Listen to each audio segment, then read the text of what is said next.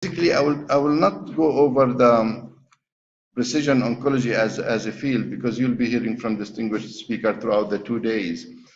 But I'll try to highlight few things that, and mention, reflect on our experience in the region. So as you know, where is the pointer?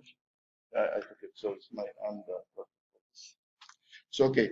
So as you know, we start, patients coming to you with symptoms, have imaging, then you have pathological diagnosis, and we do now multiple tests, in different ways for panomic is called, panomic. So you can do any test that is molecular and other genetics testing and so on to try to identify targets for treatment. And then if you look at the cell cycle that was published about the cell, the hallmarks of cancers, I'm sorry. So if you look at the hallmark of cancer cells, you will find now in each category of the hallmark, there are therapeutic development in that area. So the oncology field becoming extremely exciting and interesting and becoming much more complex. And then if you see, from starting with the rituximab as first targeted drug, then Herceptin, then, imatinib, and now we have almost 100 plus target therapy approved by the FDA. And the story of lung cancer, I will try to talk about it later briefly. But however, you can imagine there will be ethnic difference between different population, and they call it pharmacoethnicity. It could be related to the environment, could be related to the genetics, drug-drug interaction, and local practice differences. So if we are going to implement cancer precision oncology, we have done this driver model a few years ago. It was simplified if you look at it in the current perspective, but at that time, we used to call it personalized therapy. And basically, it's built on trying to get good tissue, do good tests, the test that you need to make a decision, and then you need to have the drug that target that that actionable mutation that you identify. And then for each one of them, you have multiple things you have to do as an institution and as teams to be able to get this done. So, but now, I try to categorize the challenges into 3 categories. One is related to the diagnosis of cancer, the second is related to the patients, and the third is related to the access to treatment. So obtaining adequate tissue, we still, whether we like it or not, with all the advances, we still need to get good tissue up front till now. Few years down the road, we may not need to do that. We may do it by the blood, but for now, till now, we still need to have tissue, especially in the lung. Therefore, we need a multidisciplinary team. As probably many of you serve in teams or be part of team, and we see how the discussion comes, where to get the tissue. And sometimes not in the initial diagnosis, but in the subsequent workup of the patients when we are looking for resistant genes.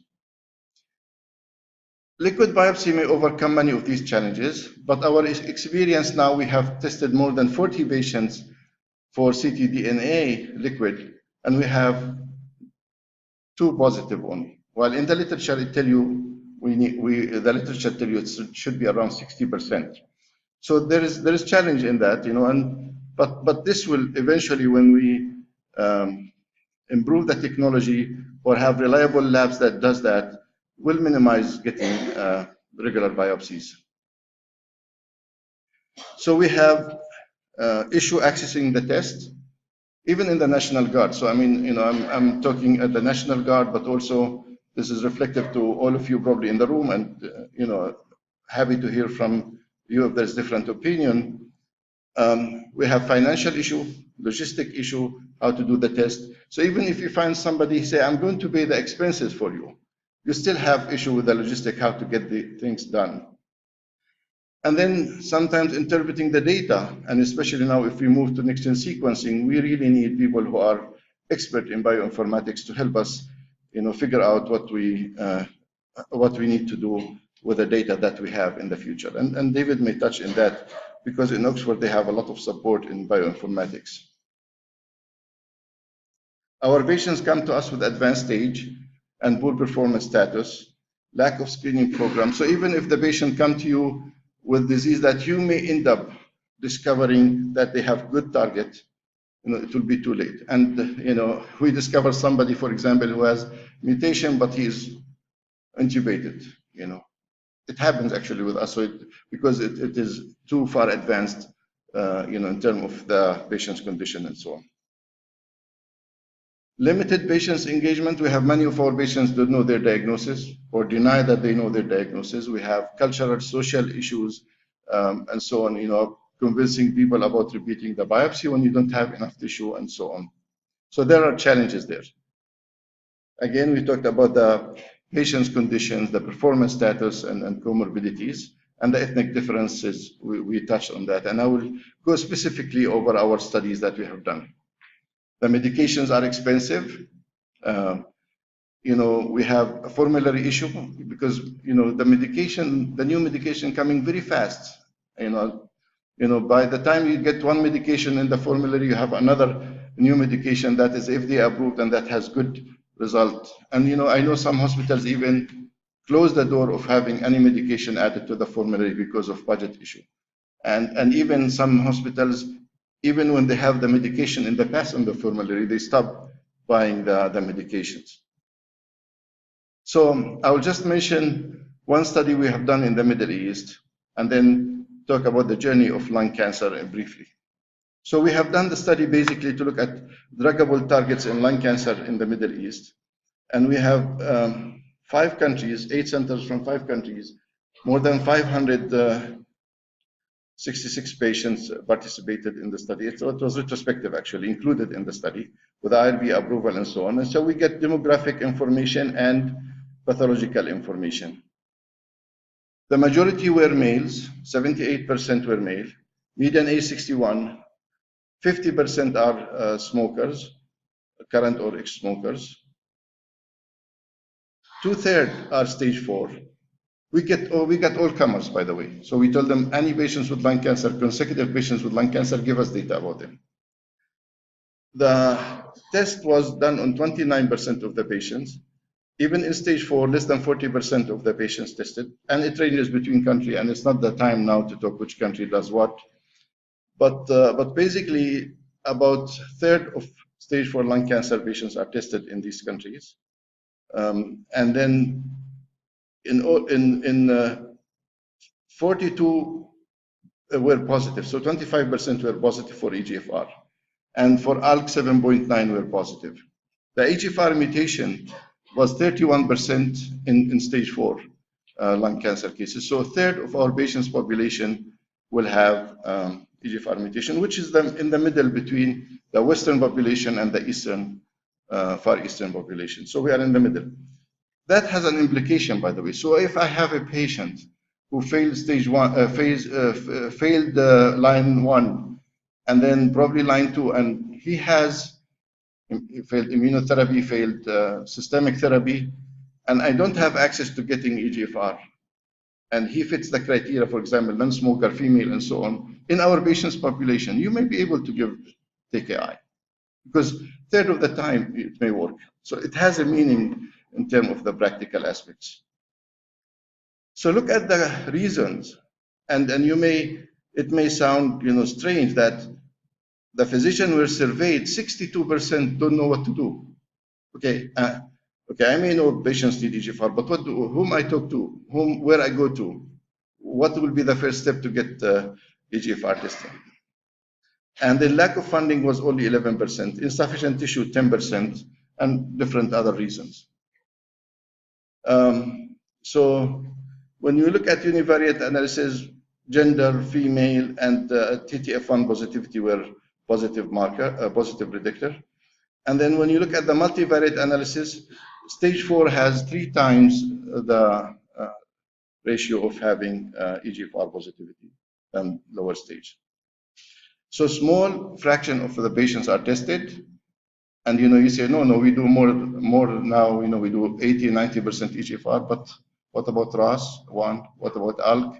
What about BRAF? We do 0 BRAF. So they're all in the guideline. I'll show you now.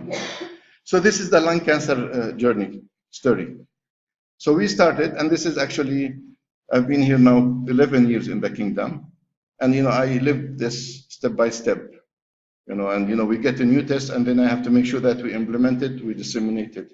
We get it, we implement it, we disseminate it. So initially we have to deal with non-small cell lung cancer. General, doesn't matter. Then we say histology is very important because, you cannot give, Avastin for squamous cell cancer, so you need to know. You cannot give pemetrexate to squamous cell, okay? Then we start doing EGFR testing. So again, we get even companies to sponsor the EGFR testing throughout the kingdom. And yet, many times we have difficulty getting it in different hospitals because I opened study for multi-site studies for both, to check for EGFR and using Tarceva. And I have found many good tertiary hospitals, they could not get either the logistic or the company or get the lab. Okay, we settled that, Lab 21 can do. All of a sudden came the ALK. I need you, those who were with me in the journey, to remember this. ALK. Oh, the ALK has to be what? Has to be fish. Now you have to send, Lab 21 doesn't do fish. So you have to find another lab. We spent almost a year trying to find a lab who do the fish. And then initially, in the initial phase, I'm talking about now, it's easy, So then you do the fish. You have to send the specimen to fish lab and specimen for EGFR ALK. And then, okay, so you pass that stage, and then come ROS1, then, okay, got ROS1. Now you get T790, you have to do T790, and you have to do it in the serum and in the we push so hard to get it in the serum, and the company sponsored it. We have sent the specimen, so it was not financial issue. And now we have, the yield was not as expected. So now we have to look again. We are actually talking to Tony, Mark, and other people to see if we find specific lab for just the serum T790 testing, only the T790. Okay, but okay, let's say we can put that under control. Here come BDL1 now. So you have to test for BDL1. And after BDL1 now, it's in the guideline. I'm showing you NCCN guideline. Who does BRAF? Do we do BRAF? We don't do BRAF. Then look at this. You have to do MET, RET, and HER2. And these are guidelines. These are NCCN. I'm not telling you future kind of thing. So these are in the NCCN guideline. And we don't do that. In the National Guard, we don't do them routinely. Now, the solution is to get Nextgen sequencing. That will do everything. And probably King Faisal and the National Guard are working on that and probably start doing it. Will resolve many of the issues. But that is struggle. That's a struggle. Well, in the US, you can order it and then they send it to a lab, done, boom, you have the result and you do whatever you want. Here we have to struggle to get it. And it's not financial most of the time. Many times it's not financial. It's just the logistic and the system. So the final slide is we need to bring the new technology to the region. Nextgen sequencing should be adapted. Before 2017 end, we should be doing Nextgen sequencing for our patients in the kingdom. Really. So this should be our goal. And we'll be hearing, during the sessions, each disease, I need each disease in each session to push for his disease area, to make sure that he is getting everything he wants in the kingdom. This is not just for scientific exercise and changing nice ideas. I need you guys to push to get the test optimal here. If we cannot now, we send it out, but in the process of making sure that it's done here. So we need to train people. I think our pathologists are good, but to make sure that there's a new generation coming with focusing on this. Bioinformatics, we don't have much in the kingdom. We need to educate the population better. We need to educate the healthcare professionals, not just medical oncologists. And we need to prioritize treatment selection, the cost effectiveness, pharmacoeconomic issue. We have to work on that and then write our own guideline.